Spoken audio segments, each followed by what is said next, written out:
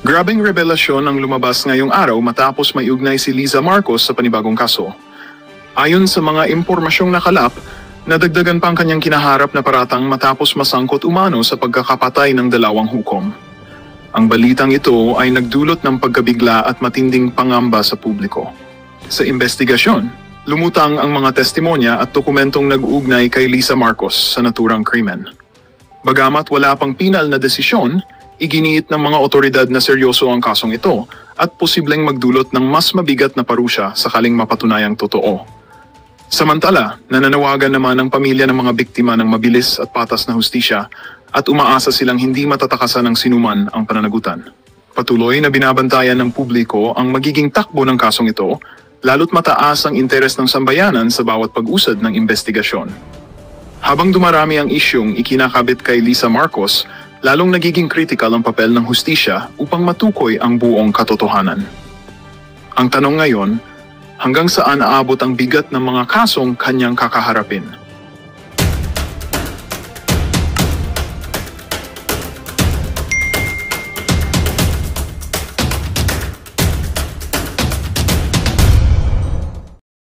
Palangga, ang ganda-ganda ng mga emote mo sa akin, ha? Ang ganda ng mga video mo sa akin, hindi ko kinaya. O, di ba? Ang outfit natin today is ube. This is my favorite color. Ayan, ang lipstick natin nakisama rin. Alright. So, ano ba ang chika boom boom? Aha, watching from Orange County. Alright, si Cheryl Pinkian. Okay, mga kababayan, pag-usapan na natin ang mga seryosong usapin patungkol nga sa nangyayari sa Pilipinas. Masarap daw yung corned beef, okay? Natikman, kasabi ni Arvin, Dayan, masarap daw ang corned beef. Okay, ngayon mga kababayan, pag-usapan natin ang Interfool ni Bangag at yung tax evasion na sinasabi nila na tuhulihin nila lahat. Alright? So, actually, marami mga nagme-message sa atin na mga puting ahas, pero hindi naman expose yung mga message nila. Dahil in-out na ng gobyernong Bangag yung kanilang plano na ipadukot ako, ipa-extract ako. Bago ko umalis ng Amerika, 'di ba? Sinabi nila na mayroong warrant of arrest si Maharlika at mayroon pa silang mga palabas na ako ay wanted sa Pilipinas. Yes, totoo yun. Wanted ako sa mga bangag. At ang sinabi pa ng Jutang Ginina, kasi ayaw nilang minumura sila, itong mga buwaka ng inang ito, itong si Santiago, yung NBI director, ang sinasabi niya, dapat na daw kalusin yung mga vloggers. At kahit daw nasa Amerika, ay hindi nila sasantuhin. So kalusin means in street language, execute, gurgur, tapyasin. Alam nyo, maganda nga itong mga sinasabi nila.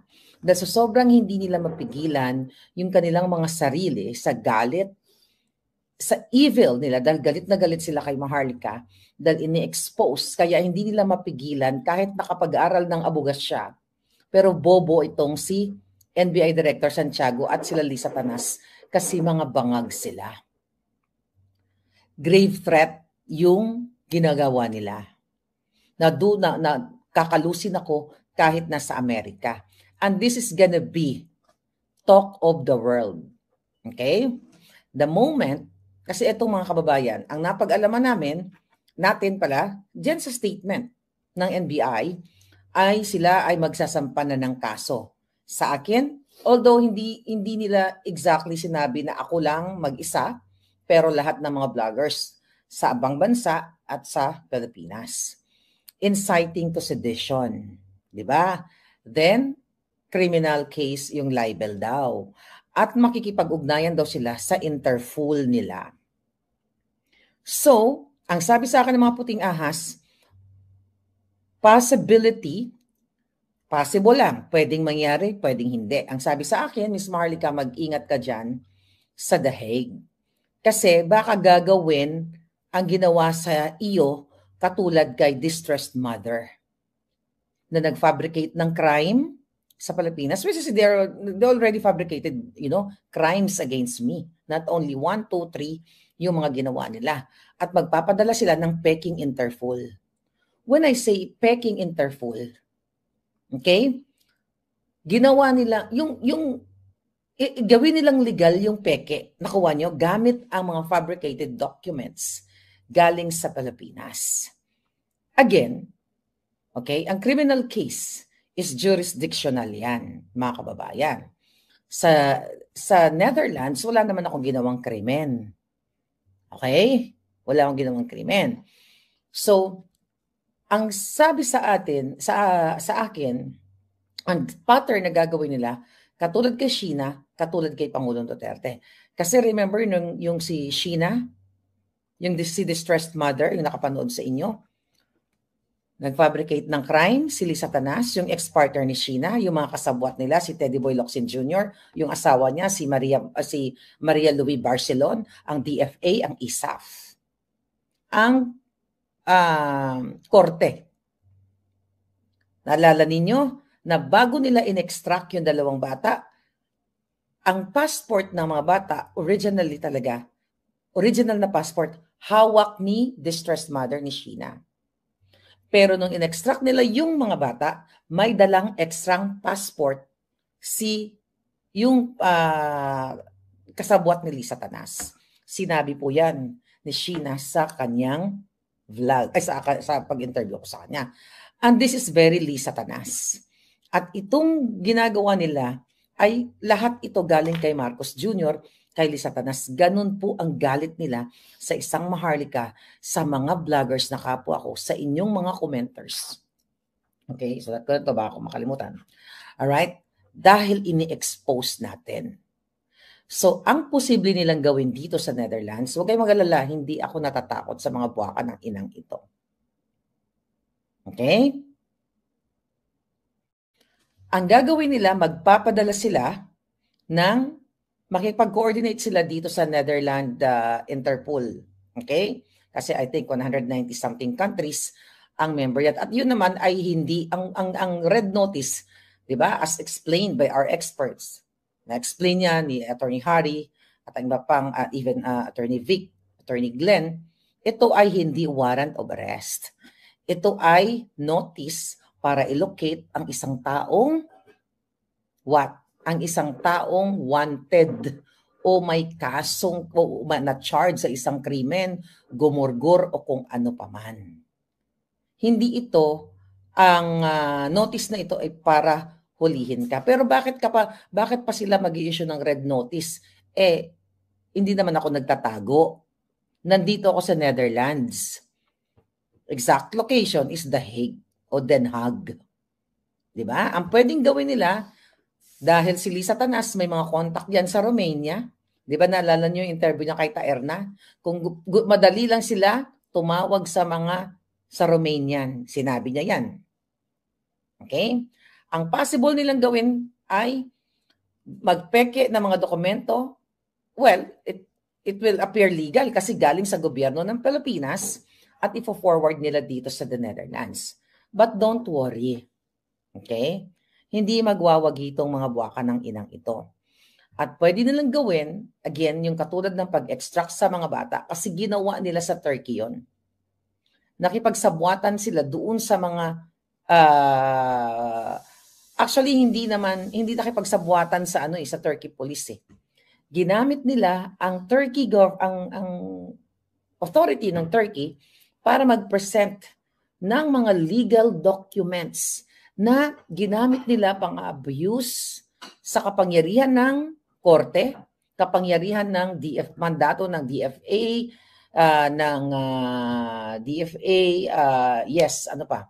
ISAF, Philippine Consul General sa Turkey. Ito yung gagawin nila.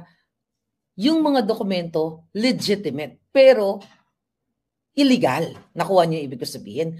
Ito yung gagawin nila sa akin. Tignan natin kung magwawagi ang mga jotang. Tignan natin. Okay?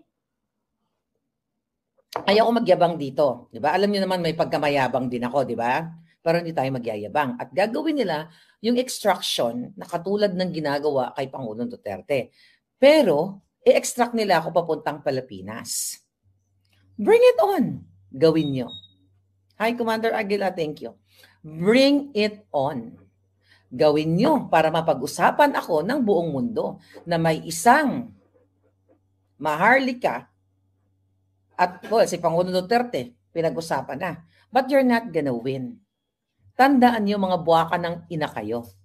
Ikaw, pangalan nito? Santiago, Lee Satanas. Kasi utos lahat ni Lee Satanas.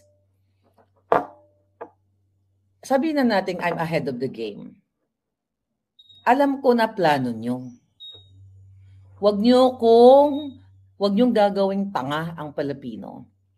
Nagpa-interview kayo na sinasabi ninyo, sumusobra na ang mga vloggers. Paano kami sumobra?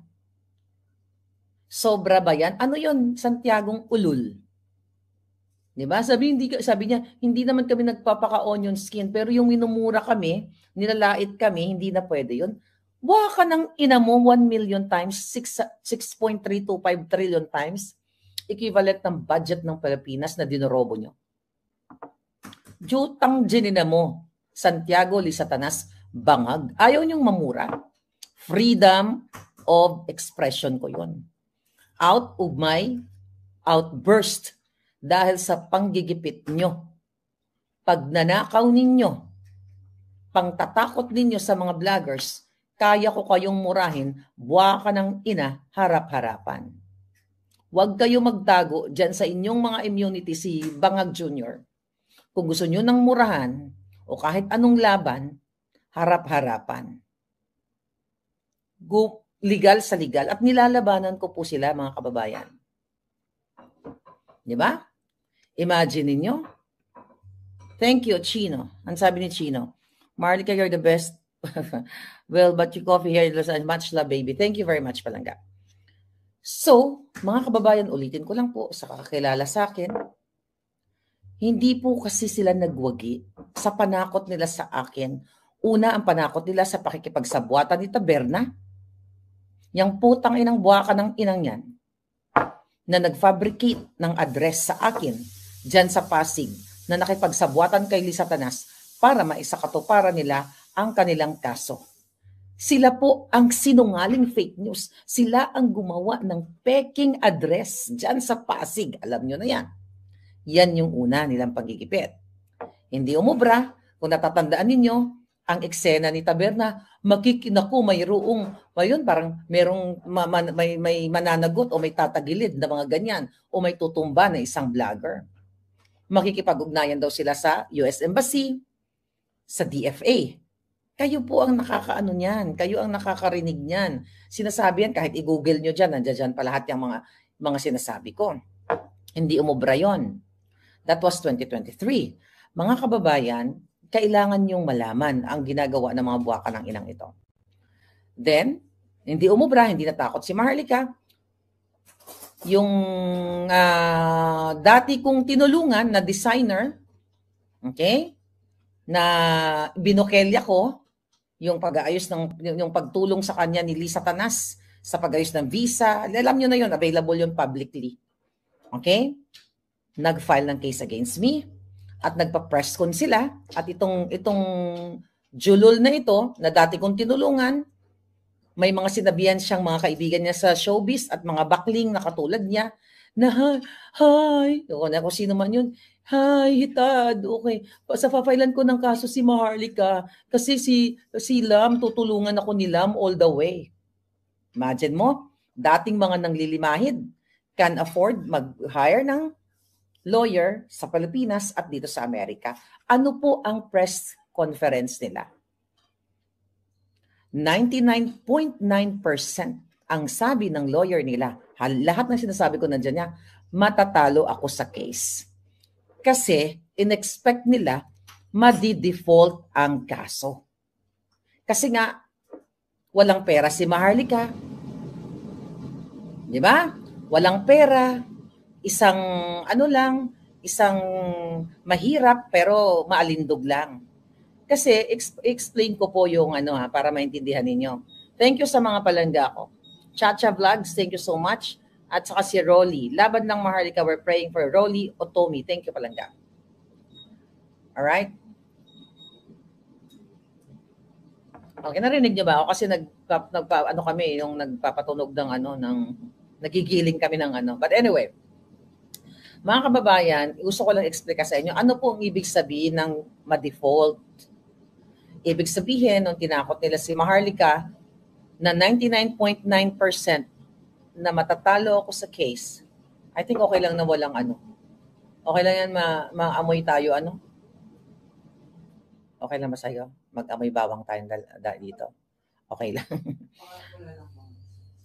Wala naman siguro kasi konti lang naman. Just anyway, i-ano na lang natin. I-on. But anyway, kasi po hindi nila in-expect na lalabanan ko sila. Legal sa legal. Okay? So, mga palangga, hindi nagwagi yung kanilang pananakot. So, last year, yung unang kaso na binato nila, ulit-ulitin ko, case dismissed with prejudice. Okay? Pangalawa, pangatlo, pang-apat, nandyan pa rin. Yung isa, yung designer na scammer na available naman ang kanyang pang-scam sa online. Kumbaga, ni-resonate ko lang uli yung pang-scam. Alright? Pangatlo, si Mel Robles na nag-hire pa ng abogado ni Johnny Depp. Intimidation yon. Hindi porket abogado ng artista ay talo ka na. Sa batas ng Amerika, may laban si Maharlika. Lahat, hindi lang si Maharlika. May laban. Then fourth case ay si Zaldico. Hindi ko pang alam, baka may pang-5, pang-6, pang-7, pang-8. So, eto yung gusto nila. And they're spending millions and millions of people's money. Okay? So, hindi umubra, hindi na default. Tapos kasi akala nila yung pangalawang kaso, ay wala tong pambayad sa abogado. Okay? Pangatlo, atak-atakin natin ang kasong ito kasi wala nang laban yan, wala namang pera yan. Totoo naman. Okay? Wala naman akong pera na ninakaw sa bayan. Sila meron. Ngayon,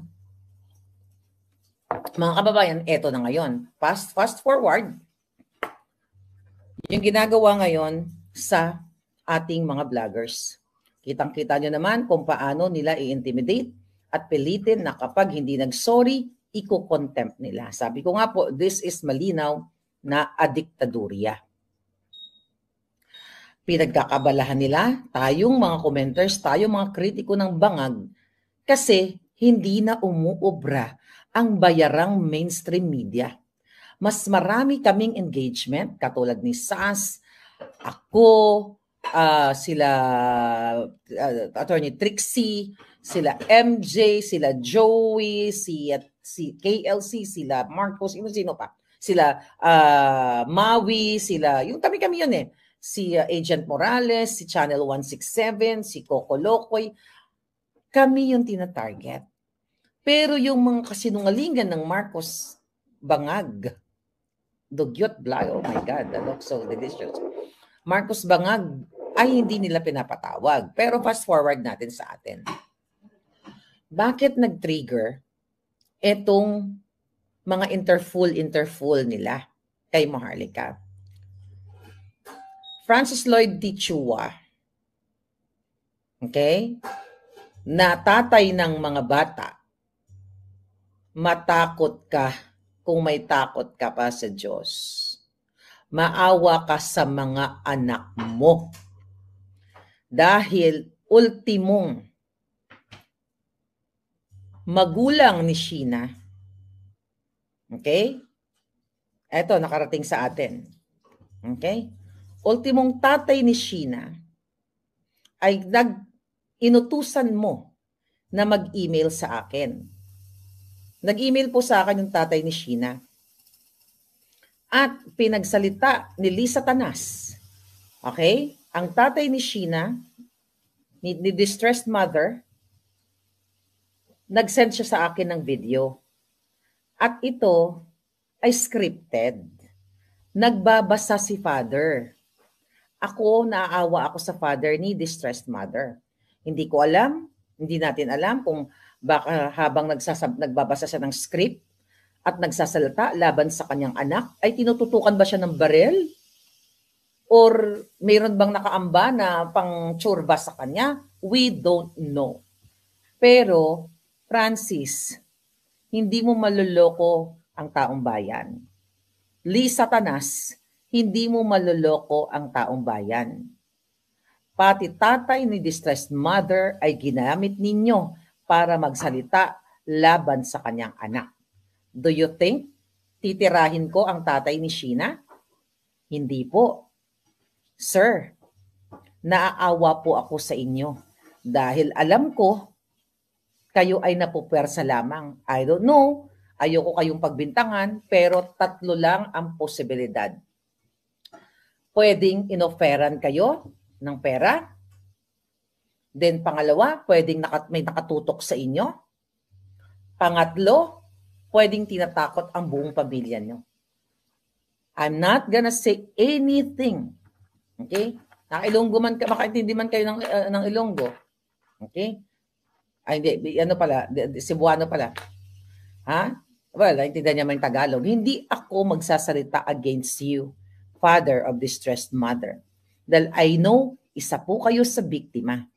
Ikaw at ang anak mo at ang mga apo mo ay biktima. Ang tinitira po natin dito at ginigising ang mga kababayan natin na ito ay kagagawan ng Marcos Bangag Jr. Pero sasagutin ko lang yung konting message nyo po sa akin.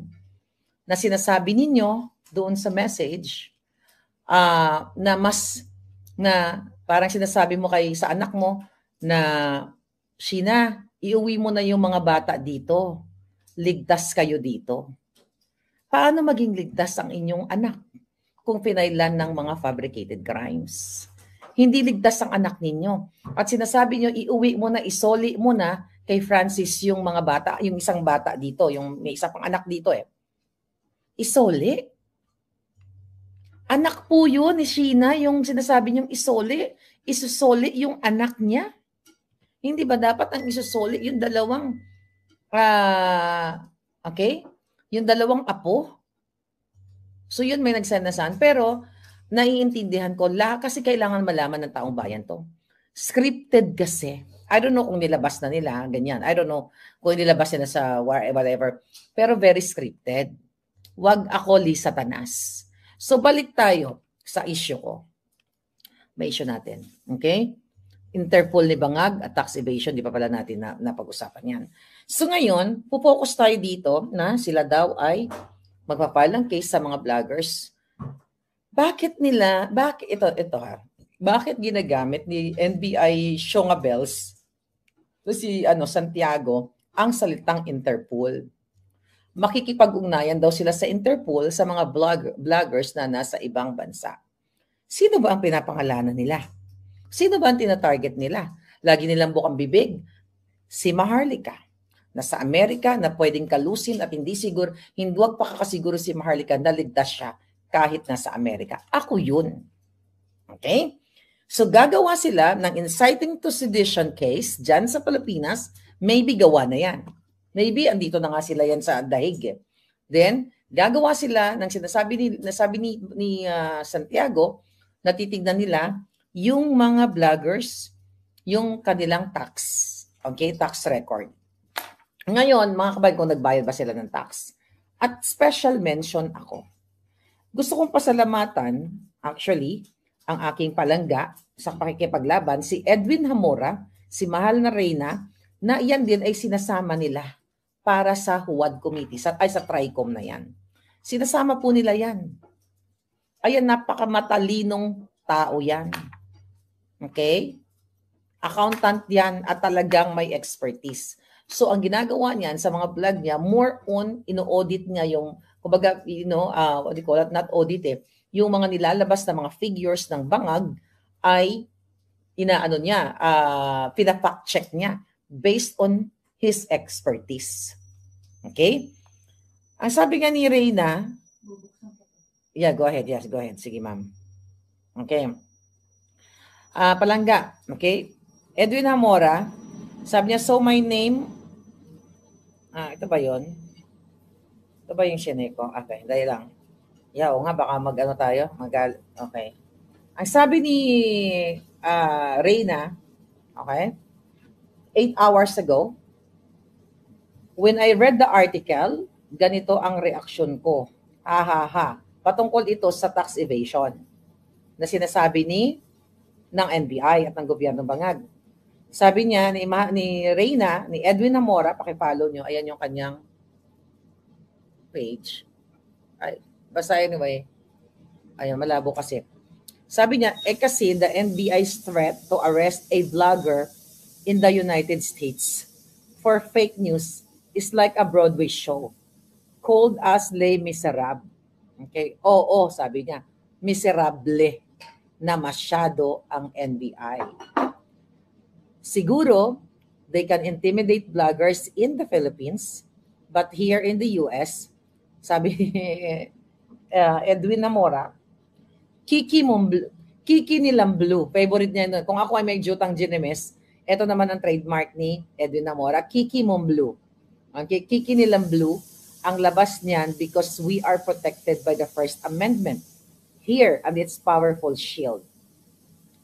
Kung wala namang nakumit na crime ang vlogger in the US, that drama by the NBI will not go anywhere. Exactly. Wala po akong nakumit na crime sa Amerika.